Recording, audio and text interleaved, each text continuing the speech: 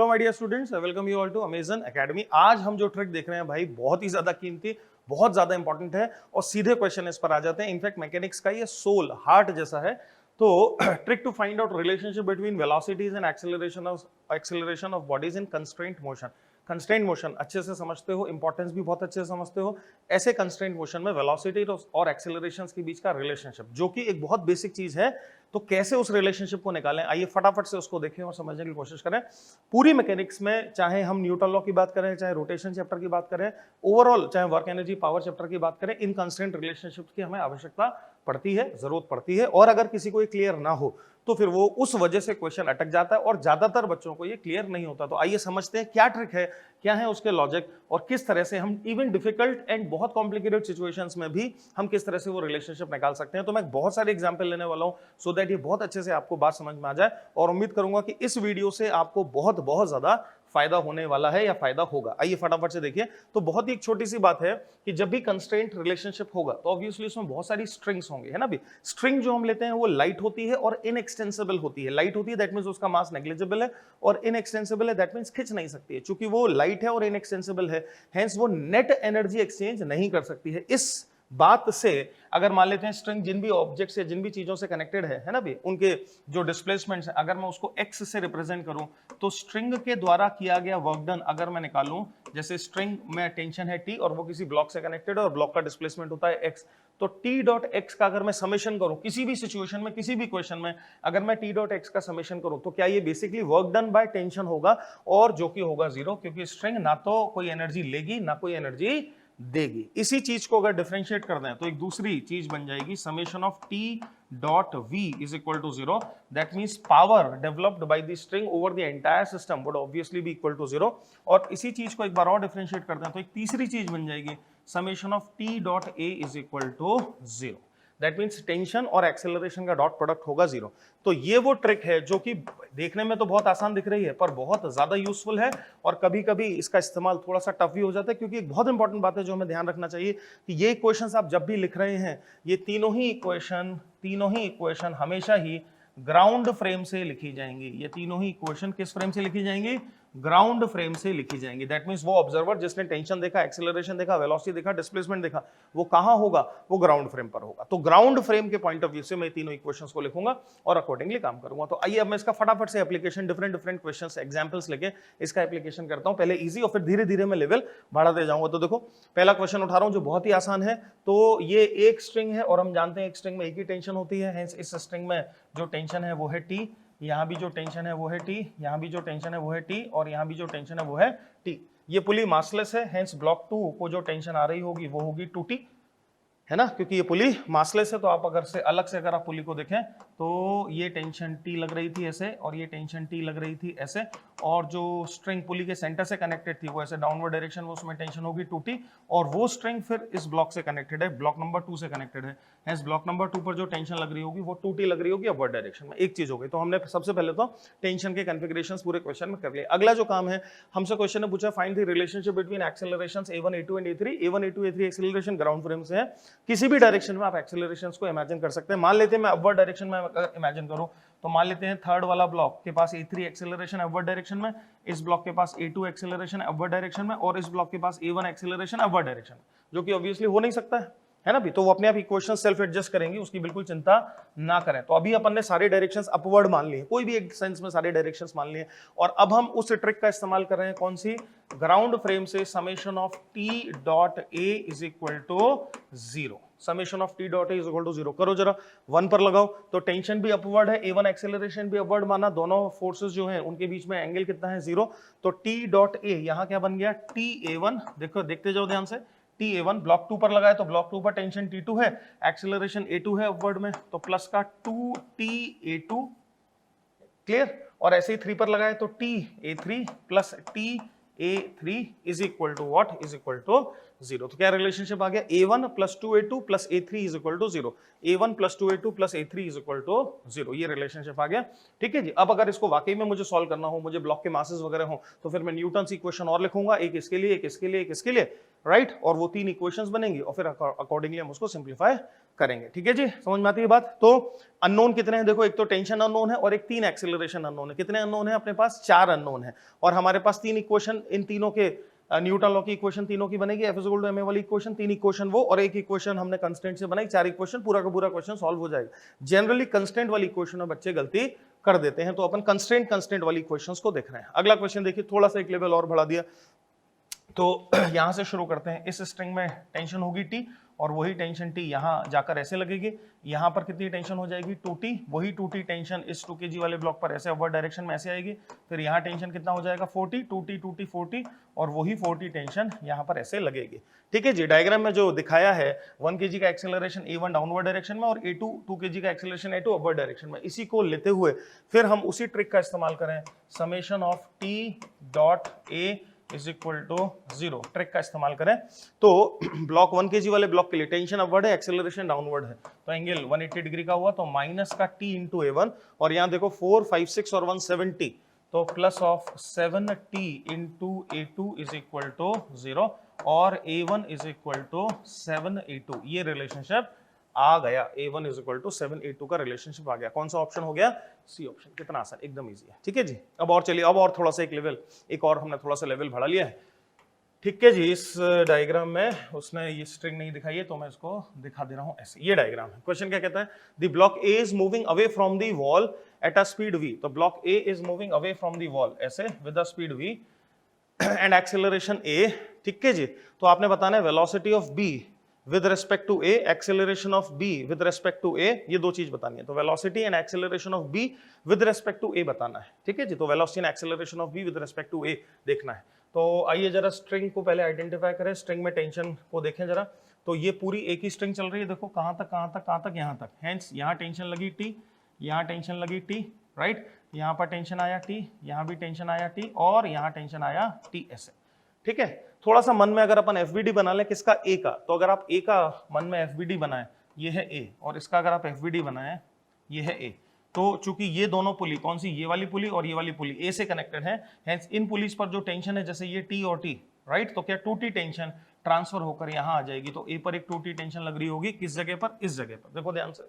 और ऐसा ही क्या एक 2T टेंशन इस लोकेशन पर आ रहा होगा, एक 2T टेंशन आ रहा होगा ऐसे। ठीक, बस इतना ही है।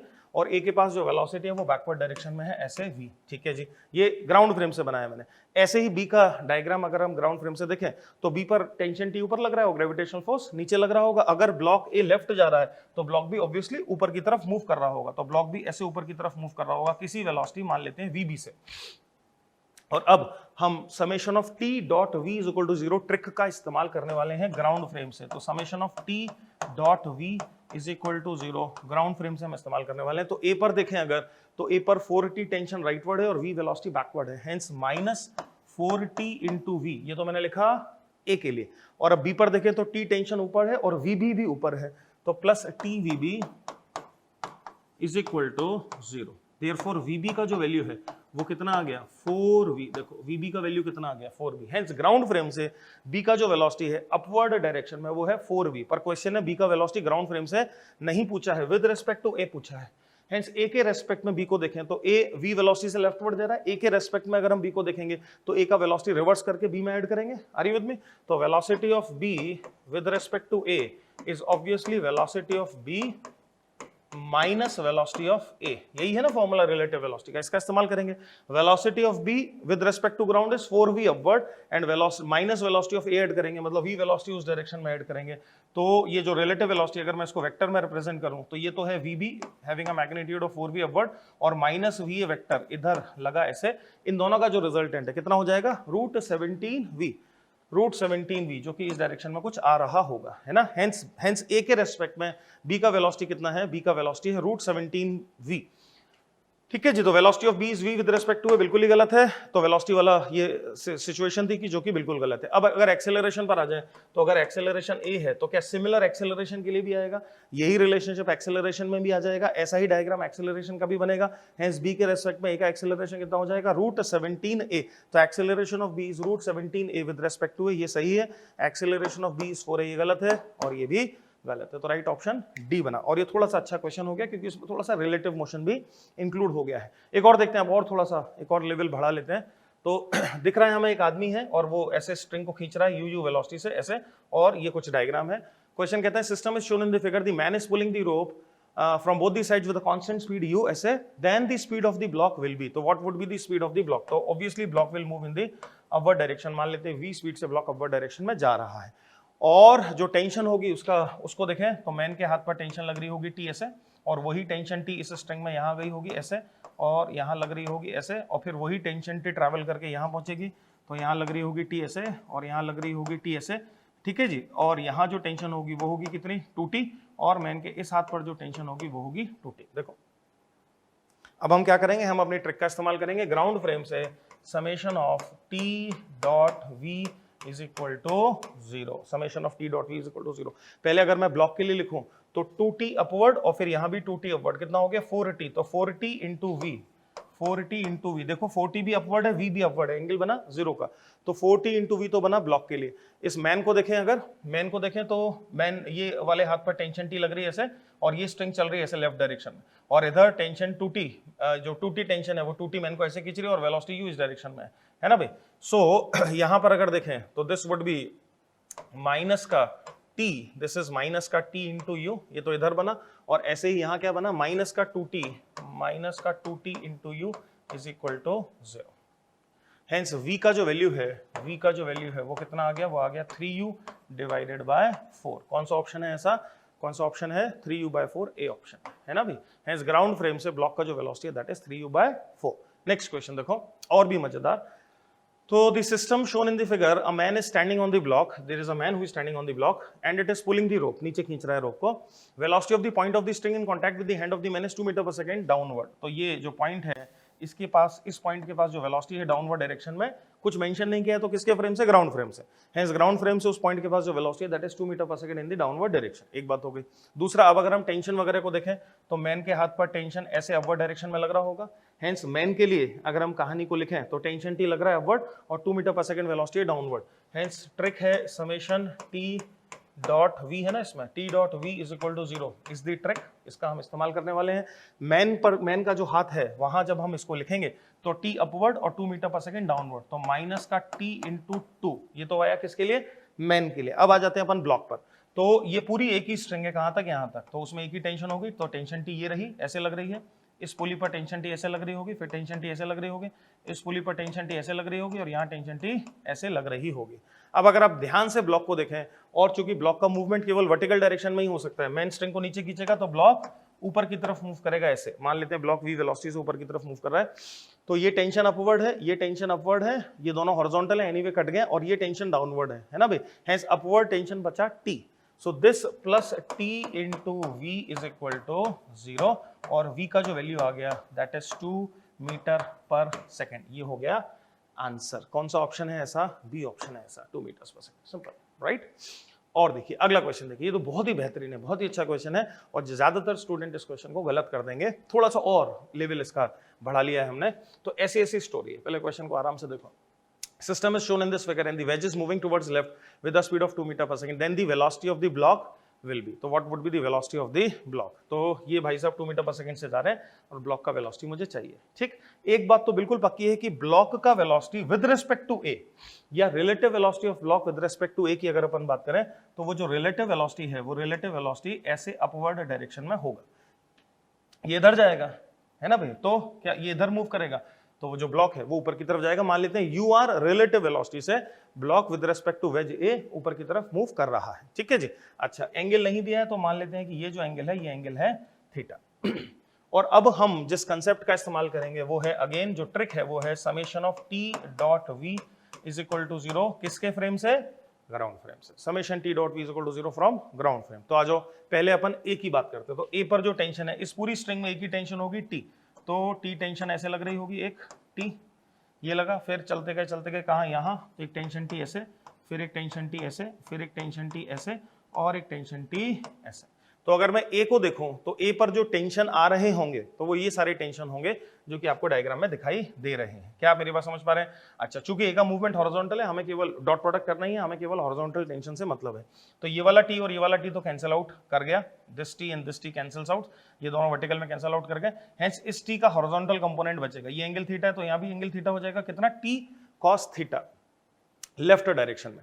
हेंस टी कॉस थीटा इस टी का टी कॉस थीटा, तो टी कॉस ऑफ थीटा ऐसे लेफ्टवर्ड डायरेक्शन में आया और ये टेंशन कटे इनटू 2 मीटर्स पर second into 2 metre per second positive का। ये तो आया ए के लिए, ठीक है। अब अपन आ जाते हैं बी पर, और इक्वेशंस कहां से लिखनी है? ग्राउंड फ्रेम से, ठीक है। तो बी की रिलेटिव वेलोसिटी यूआर है और बी ए पर है। हेंस ग्राउंड फ्रेम से अगर अपन बी को देखें तो क्या बी के पास एक 2 मीटर पर सेकंड की वेलोसिटी इधर और एक U R velocity of the plane ऐसे। इस बात को थोड़ा सा समझो।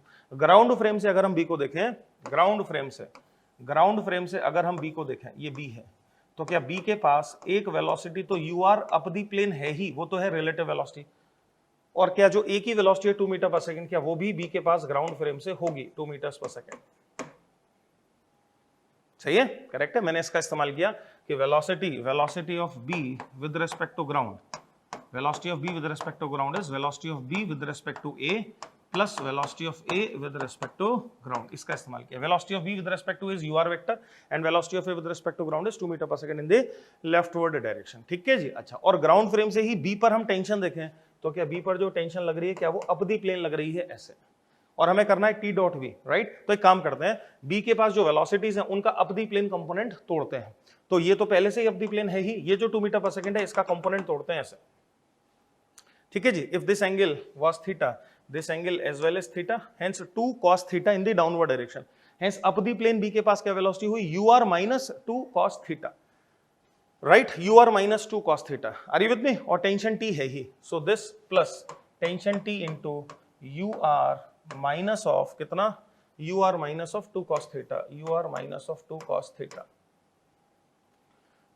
ur minus of 2 cos theta, this would be the corresponding situation, है ना भाई, and that is equal to 0। t cos theta into 2 plus t into ur minus of 2 cos theta is equal to 0, right. ये situation बनेगी। अच्छा, और कोई चीज तो नहीं छोड़ दी अपन ने? Tension t t t t, ये सारा खेल हो गया, इधर टेंशन, ठीक है जी। और ऐसा है तो wedge is moving towards left with the speed of then the velocity of block B will be, then the velocity of block B will be, okay। hence हम यहां से अगर देखें तो ur का वैल्यू देखो क्या दिखाई दे रहा है, ये तो कट गए दोनों, तो ur का जो वैल्यू है वो ur का वैल्यू आ रहा है कितना? 0। hence relative velocity of B with respect to A is 0। Question ने पूछा है velocity of block B will be, obviously ground frame से। hence block B के पास क्या वेलोसिटी रही अब केवल? क्या ब्लॉक B के पास जो A की वेलोसिटी क्या वो वेलोसिटी रही कितनी? 2 मीटर्स पर सेकंड। hence जो आंसर हो जाएगा वो हो जाएगा कितना? 2 मीटर्स पर सेकंड। ए के फ्रेम से ब्लॉक बी के पास क्या वेलोसिटी? 0, और ग्राउंड फ्रेम से ब्लॉक बी के पास क्या velocity?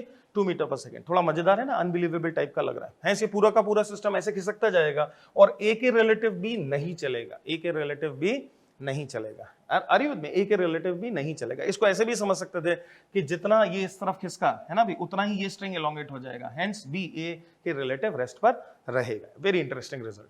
Question number 7, next question को देखिए जो थोड़ा और मुश्किल है, थोड़ा और डिफिकल्ट है। तो इस तरह का अरेंजमेंट दिया है, इसमें 3 चीजें हैं, ए बी एंड सी। तो a system is shown in the figure, all the contact surfaces are smooth and the string is light and inextensible. Wedge A move towards right with a speed of 10 meters per second. तो wedge A is moving towards right with a speed of 10 meters per second.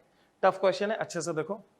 अच्छा जी, and velocity of B relative to A is in the downward direction along the incline having a magnitude of 5 meter per second. तो A के frame से B का जो relative velocity है, मतलब velocity of B with respect to A is this, velocity of B with respect to A, VBA जिसको हम बोल सकते हैं, वो डाउनवर्ड डायरेक्शन में है और वैल्यू कितनी है? 5 मीटर पर सेकंड, 5 मीटर पर सेकंड, ऐसा है। Find the horizontal and vertical component of velocity of block C. तो ब्लॉक सी के हॉरिजॉन्टल और वर्टिकल कंपोनेंट हमें वेलोसिटी के चाहिए, है ना। अच्छा क्वेश्चन है, कंस्ट्रेंट पर बढ़िया लेवल का क्वेश्चन है। तो आइए पहले हम स्ट्रिंग में टेंशन वगैरह की बात करें। तो एक ही स्ट्रिंग है क्वेश्चन में, तो ये टेंशन टी, यहाँ टेंशन टी आया, यहाँ टेंशन टी आया और यहाँ टेंशन टी आया, ठीक है। कितने लोग हैं जिनके पास मास है? 3, ए बी एंड सी। तीनों पर एक एक करके हम summation of T dot we is equal to 0 का इस्तेमाल करेंगे। तो summation of T dot V जो ट्रिक है इज इक्वल टू 0, ठीक है। और बहुत तसल्ली से ठंडे दिमाग से ग्राउंड फ्रेम से ए को देखते हैं पहले। तो ए को देखें तो ए टेंशन राइटवर्ड लग रही है और एक के पास वेलोसिटी भी 10 मीटर पर सेकंड राइटवर्ड है, हेंस t इंटू 10, ये तो बना a के लिए। किसके लिए? a के लिए। अब b को देखते हैं, ठीक है जी, b को देखते हैं। तो b से ये पुली अटैच्ड है और पुली पर ये टेंशन t और ये टेंशन t इस प्रकार से लग रहे हैं। तो एक काम करते हैं, ये जो दोनों टेंशन लग रहे हैं इनके नेट हॉरिजॉन्टल और वर्टिकल कंपोनेंट्स ब्रेक करते हैं, ठीक। जैसे for example t cos 37 tension का हॉरिजॉन्टल कंपोनेंट होगा, यहां तक समझ में आनी चाहिए बात। और ब्लॉक बी के पास जो हॉरिजॉन्टल वेलोसिटी होगी वो कितनी होगी? ब्लॉक बी के पास जो हॉरिजॉन्टल वेलोसिटी होगी वो क्या होगी? तो velocity of block B ground frame से इन दोनों वेक्टर्स का रिजल्टेंट। तो ये वाली जो रिलेटिव वेलोसिटी है, अगर मैं इसके कंपोनेंट ब्रेक कर लूं, अलग से अगर आपको दिखाऊं, ठीक है जी, ये एंगल 37 डिग्री था ही, 37 डिग्री, और ये हमारा बी था कुछ इस प्रकार से ऐसे, और बी के पास ये रिलेटिव वेलोसिटी थी कितना 5, ठीक है जी। इसके कंपोनेंट ब्रेक कर लें, हॉरिजॉन्टल और वर्टिकल डायरेक्शन में कंपोनेंट ब्रेक करें तो देखो तो हॉरिजॉन्टल डायरेक्शन में और वर्टिकल डायरेक्शन में हम इसके कंपोनेंट ब्रेक करें। ये एंगल 37 डिग्री, तो this angle is as well 37 degree. I hope you are getting right. This is 5 metre per second, hence ये कंपोनेंट हो जाएगा कितना 5 cos 37, और ये वाला कंपोनेंट कितना हो जाएगा 5 sin 37। तो मैंने क्या किया, मैंने जो 5 मीटर पर सेकंड थे उसके हॉरिजॉन्टल वर्टिकल कंपोनेंट ब्रेक किए, ये 5 cos 37 हॉरिजॉन्टल डायरेक्शन में और ये जो 10 मीटर पर सेकंड है ये दोनों ऐड होके net velocity of be in the horizontal direction कितना हो गया 5 cos 37 प्लस 10, 5 cos 37 प्लस 10, और बी पर जो टेंशन लग रहा है हॉरिजॉन्टल डायरेक्शन में वो कितना है t cos 37। Are you with me? Correct है। हेंस मैं अभी पहले इसी में लिखता हूं सो दैट हम अच्छे से समझ पाए, फिर वैल्यूज रखूंगा बाद में। तो ध्यान से समझना, b पर t डॉट v लिखने के लिए मैं हॉरिजॉन्टल और वर्टिकल डायरेक्शंस में ब्रेक करके लिख रहा हूं। तो पहले मैंने हॉरिजॉन्टल डायरेक्शन में लिखा, तो t cos 37, ये तो आया टेंशन का हॉरिजॉन्टल कंपोनेंट, और b के पास नेट हॉरिजॉन्टल वेलोसिटी है 10 प्लस 5 cos 37, तो दिस इनटू 10 प्लस 5 cos 37। ये तो मैंने b के लिए हॉरिजॉन्टल डायरेक्शन में t डॉट v किया, सही है। ये कहानी b की चल रही है, ठीक। और ऐसे ही अब मैं वर्टिकल डायरेक्शन में अगर देखूं तो वर्टिकल डायरेक्शन में टेंशन है t plus t sin 37, t plus t sin 37, और वर्टिकल वेलोसिटी क्या है? वर्टिकल वेलोसिटी है 5 मीटर पर सेकंड का वर्टिकल वाला कंपोनेंट 5 sin 37 इंटू 5 sin 37। ये किसके लिए लिखा है? जो ब्रैकेट में लिखा है किसके लिए लिखा है? बी के लिए। किसके फ्रेम से? ग्राउंड फ्रेम से। कैसे लिखा? हॉरिजॉन्टल वर्टिकल में ब्रेक करके लिखा। अब किसके लिए लिखना है अपने को? अब लिखना है सी के लिए, ग्राउंड फ्रेम से। तो ग्राउंड फ्रेम से अगर अपन सी को देखें तो सी पर एक ही टेंशन लग रही है, T in the upward direction, right. And ground frame से सी के पास वर्टिकल वेलोसिटी वाई वेलोसिटी अगर वी वाई है, लेट अस इमेजिन, तो टी डॉट वी सी के लिए क्या बनेगा? T V Y.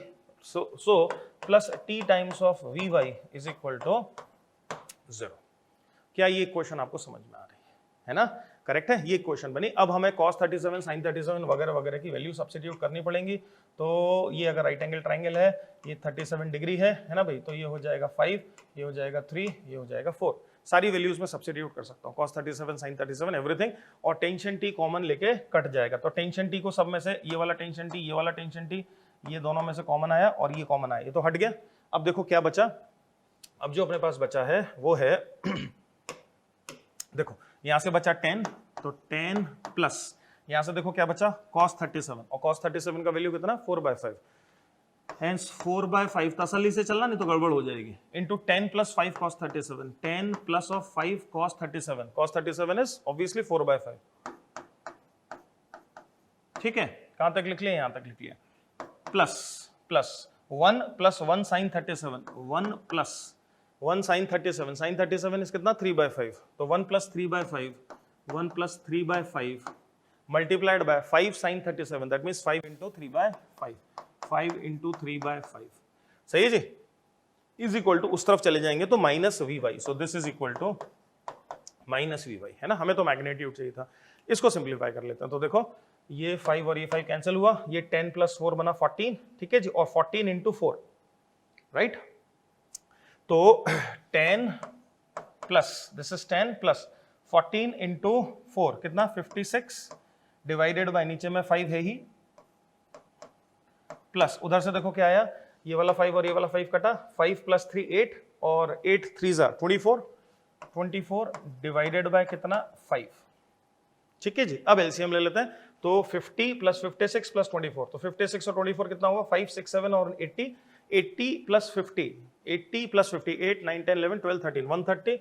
So this is like 130 divided by 5. काटा मैंने तो 5 2 जा 10 और 5 6 जा 30. ये सब क्या निकल रहा है? ये सब निकल रहा है minus v y. Hence vertical component की वैल्यू कितनी हो गई? 26 मीटर्स पर सेकेंड. ऐसा कोई ऑप्शन है हमारे पास? ऐसे हमारे पास दो ऑप्शन है. Vertical component is 26, vertical component is 26. तो वर्टिकल कंपोनेंट तो आ गया कितना? 26. ठीक, अब आ जाते हैं हॉरिजॉन्टल कंपोनेंट पर. अच्छा जी, तो जो हॉरिजॉन्टल कंपोनेंट होगा वो हॉरिजॉन्टल, ये जो वेलोसिटी आई है, क्योंकि बी के रिलेटिव सी का मूवमेंट होगा वर्टिकल. ये जो वी वाई आया है that is basically velocity of c with respect to b. Velocity of c with respect to b. अब अगर मैं ग्राउंड फ्रेम से वेलोसिटी ऑफ सी को देखता हूं तो जो हॉरिजॉन्टल कंपोनेंट होगा, जो बी के पास हॉरिजॉन्टल कंपोनेंट था वही सी के पास भी हॉरिजॉन्टल कंपोनेंट होगा. और बी के पास हॉरिजॉन्टल कंपोनेंट कितना था? 10 प्लस 5 cos 37. तो 10 plus 5 into cos 37 which is 4/5. That means कितना? 14 meters per second. Are you with me? Hence horizontal component बना 14 और vertical component बना 26. आंसर आ गया ये. और ये बेहतरीन क्वेश्चनों में से एक है, कंस्ट्रेंट के बेहतरीन क्वेश्चंस में से एक है. और इस क्वेश्चन से मैं उम्मीद कर रहा हूं कि पूरी तरीके से आपको ये खेल समझ में आ गया होगा. अगला क्वेश्चन देखो, वेरी इंटरेस्टिंग. इस तरह की भी चीजें हमसे पूछी जा सकती हैं. तो देखें क्या कह रहे हैं हमसे. तो there are two collars. Diagram को थोड़ा देखो, थोड़ा अजीब सा लगेगा. So there are two collars. Collar A starts from rest and moves to the left. So collar A is moving to the left something like this with a constant acceleration. Knowing that after 30 seconds the relative velocity of collar B with respect to collar A is 900 millimeters per second, then उस moment पर determine the velocities of A and B. तो क्या दे दिया है? Relative velocity of collar B with respect to collar A. तो velocity of collar B with respect to collar A, VBA की value दे दी है 900 millimetres पर सेकेंड. और हमसे क्या पूछा है? हमसे ए और बी की इंडिविजुअल वेलोसिटीज पूछी है. ठीक है जी. अच्छा, कहानी क्या है? कहानी ये है कि एक स्ट्रिंग है जो कि कुछ इस प्रकार से, ये स्ट्रिंग है, कनेक्टेड है. ठीक है, ये एक स्ट्रिंग है जो इस प्रकार से कनेक्टेड है. ठीक. अच्छा जी, इस स्ट्रिंग में जो टेंशन होगी ऑब्वियसली एक ही टेंशन होगी. उस टेंशन को देखें अगर, तो ए पर एक टेंशन लग रही होगी ऐसे, एक टेंशन लग रही होगी ऐसे, और एक टेंशन लग रही होगी ऐसे. ये तीन टेंशन लगेंगी ए पर ट्रांसफर हो जाएंगी. बी पर अगर आप देखें तो एक टेंशन लग रही होगी ये और एक टेंशन लग रही होगी ये. एंड ऑब्वियसली ए और बी अपोजिट डायरेक्शन में चलेंगे. तो अगर ए लेफ्टवर्ड चल रहा है, मान लेते हैं किसी इंस्टेंट ऑफ टाइम पर विद अ वेलोसिटी वी है, तो बी राइटवर्ड चलेगा ग्राउंड फ्रेम से with a velocity v b. और अब मैं ट्रिक यूज कर रहा हूं, summation T dot we is equal to 0. तो ए पर अगर आप देखें तो ए पर राइटवर्ड टेंशन टी बचा. हेंस ए के लिए मैं लिख रहा हूं, ट्रिक है summation of T dot we is equal to 0.